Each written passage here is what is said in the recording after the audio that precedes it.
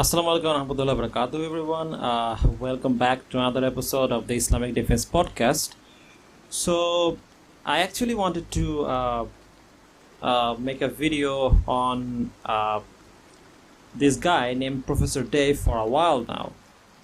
If you remember, I actually posted a community post. I think it was near Ramadan, where I said that I would make a video on Professor Dave, but I never got around to it. So I figured that, since and because I couldn't do it, the reason because I couldn't do it was that I was busy with David the Psycho. Because during Ramadan, David the Psycho was constantly putting out videos and no one else was making any videos on him, so I figured I had to tackle that. So yeah, I had to work my ass off during Ramadan, so I couldn't make a video on Professor Dave. So yeah, I decided to finally make this video on Professor Dave, and I'm also going to be talking about rationality rules a little bit as well. So in case you don't know, Professor Dave is basically I'm not sure whether he's religious or not, but he's someone who promotes scientism very heavily. And unfortunately, this is something I came across one of his videos where he gave a really bad definition of what science actually is. So, and I wanted to refute him on this, because this type of promotion of scientism is actually quite dangerous, and this doesn't represent science in a proper way. So I wanted to refute him on this. So yeah, let's get started. So we must certainly understand the scientific method, which is rooted in the time of Aristotle, but truly came to maturity around the time of Galileo and Newton. This is the framework from which we attain all of our knowledge about the universe. Really? What happened to all the Muslims or Arab scientists like Ibn al-Haytham or Avicenna? Did they just vanish into thin air? Regardless, let's continue. Some people believe that there are things we can know that science could never explain. But science is the study of everything. Really? Science is the study of everything? Wow, this guy sounds like a postgraduate at the University of Scientism. No, science is not the study of everything. Science can never prove that math and logic exist, because science presupposes math and logic. This falls into the circular reasoning fallacy. You can never prove that math and logic with science, because you have to use math and logic in order to do science. So this is like saying the Bible is true because it says so in the Bible. I mean, you cannot use the Bible to prove the Bible. Same way you cannot use science, which uses math and logic, to prove math and logic. You have to assume that they work. Do the scientists know that math and logic always work? No, of course not. Because, as I showed, science is wrong all the time. Which is why they have to constantly revise and change their theories. However, in order to do science, they have to assume math and logic they work. Otherwise, they can't do science.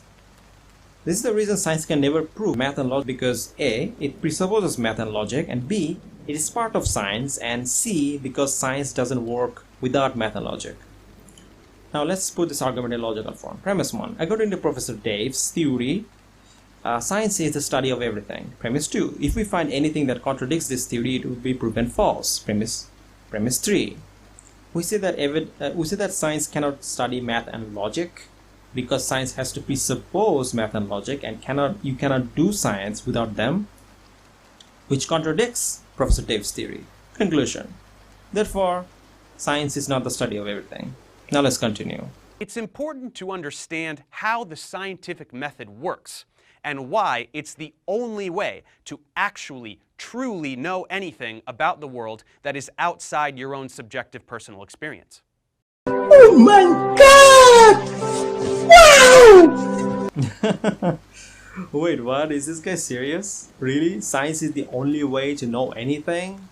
Then how did the people invent the scientific method if they didn't know anything before that?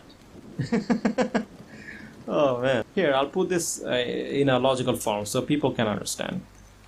Premise 1. According to Professor Dave, Science is the only way you can know anything. Premise 2.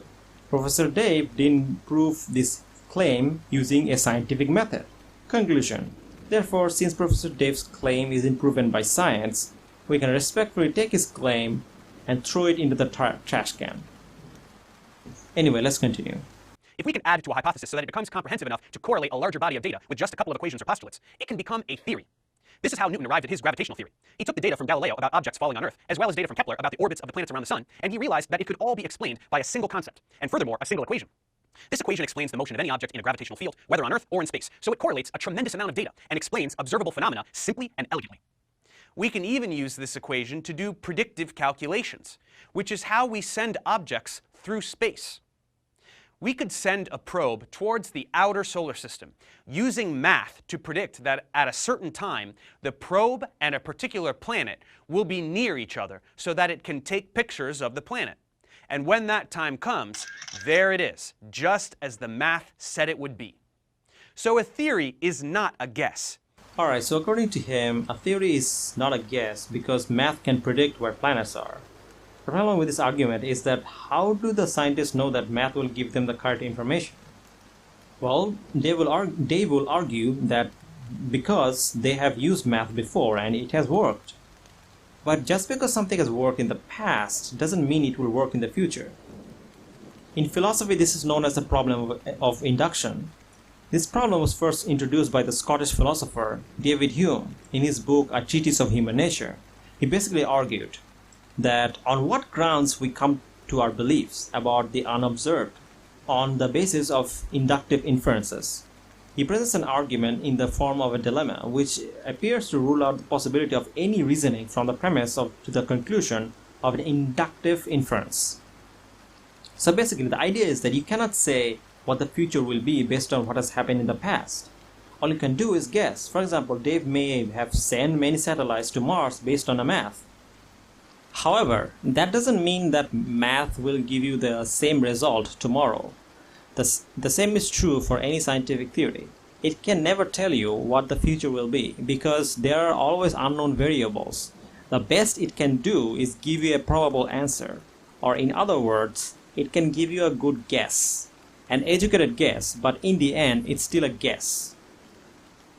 Let me put this argument in logical form. Premise 1. According to Dave, science is not just a guess because it made accurate prediction in the past.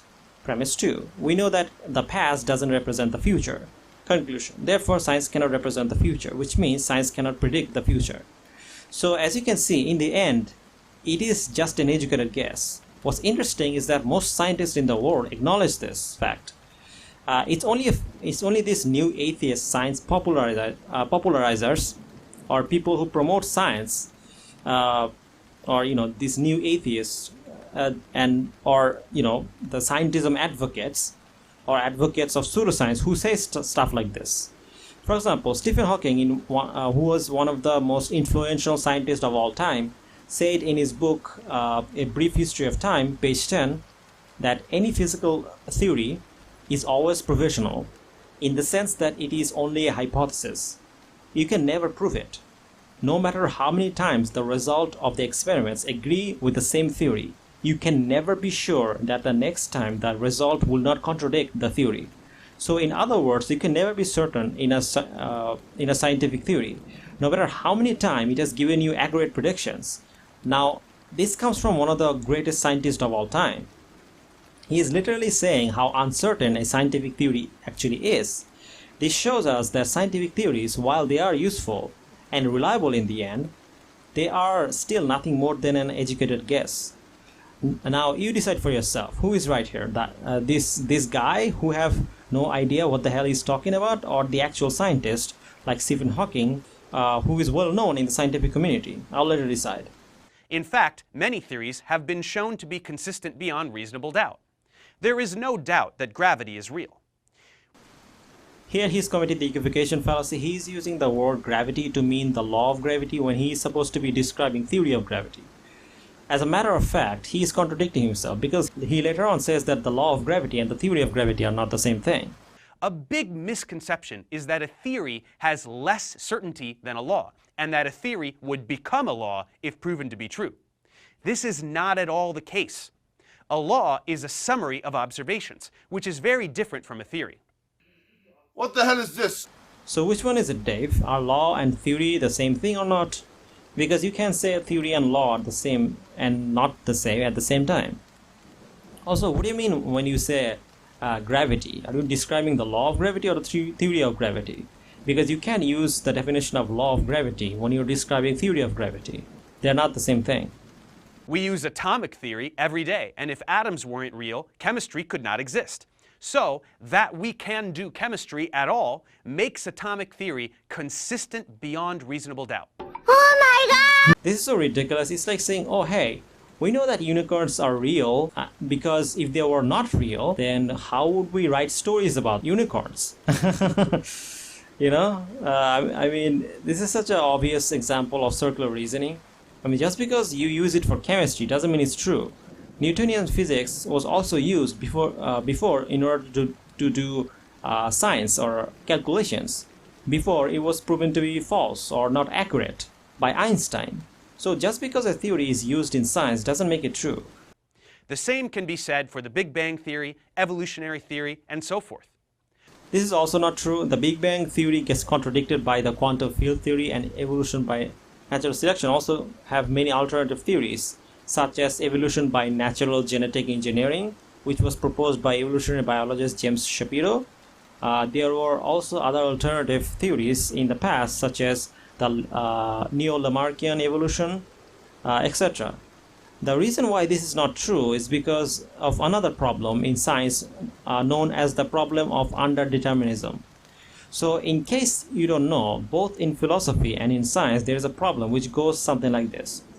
It is the simple idea that the evidence available to us at a given time may be insufficient to determine what beliefs we should hold in response to it.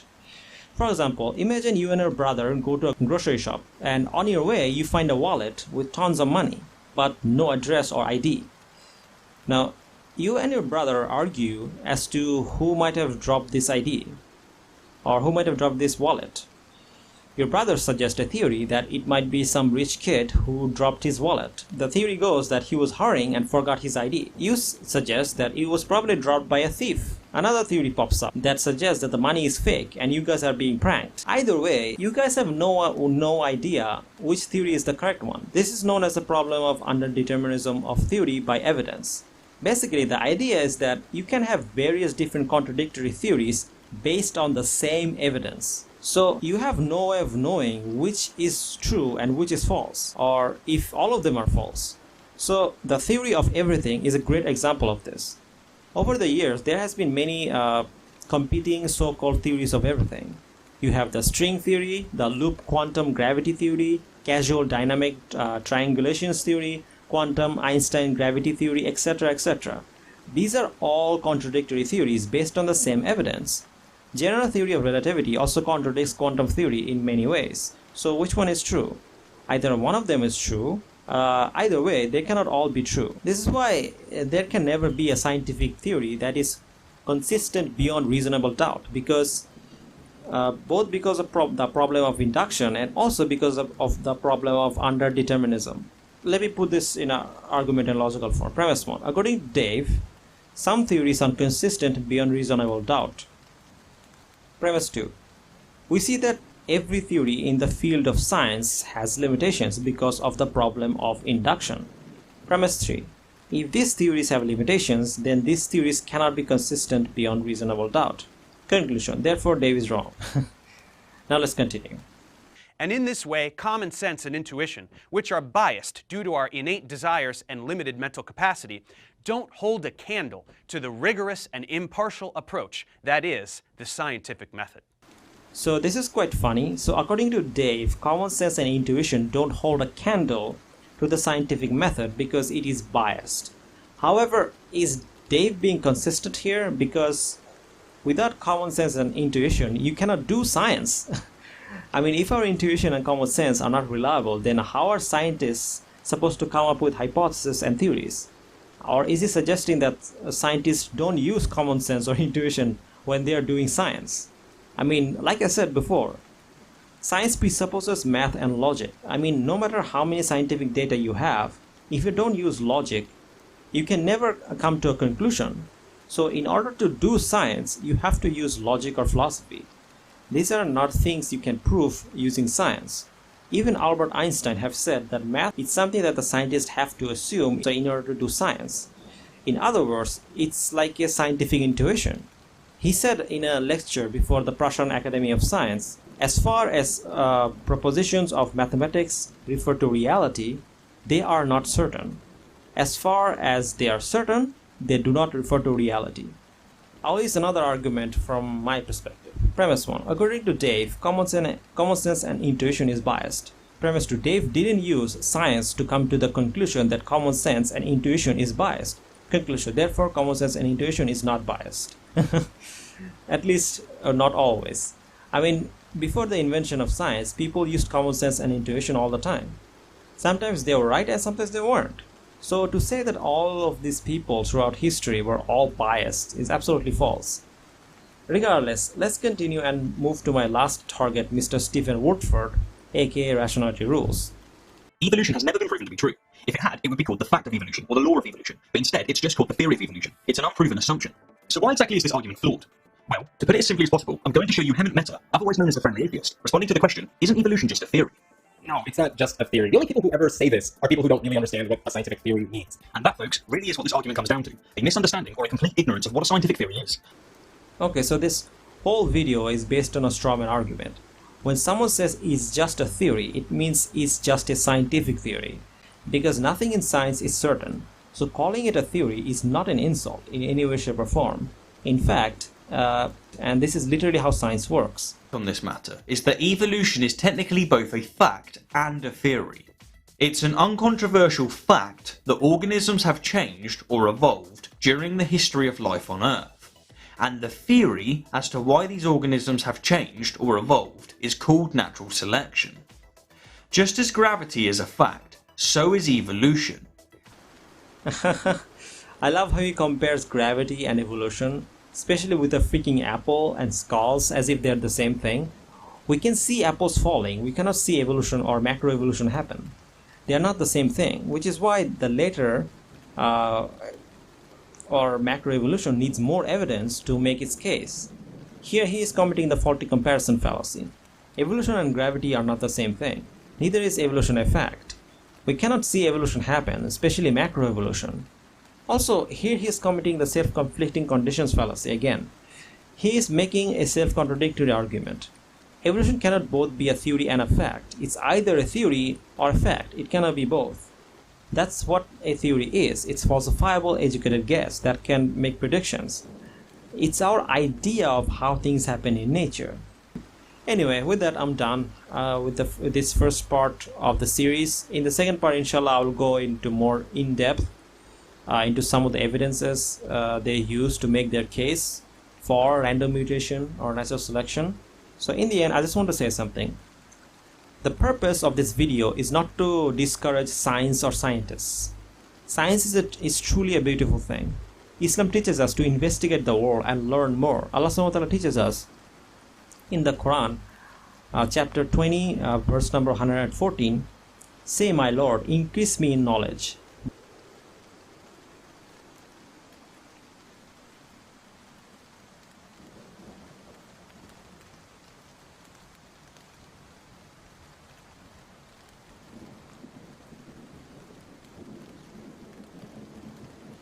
Whether it's science, philosophy, or history, or philosophy of science, we have to learn about science and do science so we can learn more. It has always been part of our religion. The modern scientific method of falsification was invented by our great scholar Ibn al-Haytham. The reason he did that was because he wanted to get closer to Allah subhanahu wa ta'ala. You can read about this in Ibn al-Haytham's Philosophy of Scientific Research Applied in Islamic Research Methodology paper by M.S. Elias and M.S. Hanapi. This is a method that we thrived on, even from as early as the Umayyad period to the Ottomans. The Golden Age is a great example of how science and Islam worked side by side to build one of the greatest civilizations that ever lived. So I'm not saying that science is not important or it's nonsense. It's literally part of our religion, in a way. We have to seek knowledge, and science is one of the best ways to do it. it is and has always been part of our religion, gathering knowledge, and science is literally gathering knowledge. However, we have to make sure that we're using science in a way that doesn't lead to a false conclusion. We have to make sure it doesn't become a method that takes us out of Islam. We have to know that there is no certainty in science. Allah subhanahu wa ta'ala is the only one who can give us certainty, not science. With that, I'll end the video. Inshallah, in the next video, I'll deal with evidences of the natural selection. I'll see you guys later, inshallah. Jazakallah khairan. Assalamu alaikum wa rahmatullahi wa barakatuh.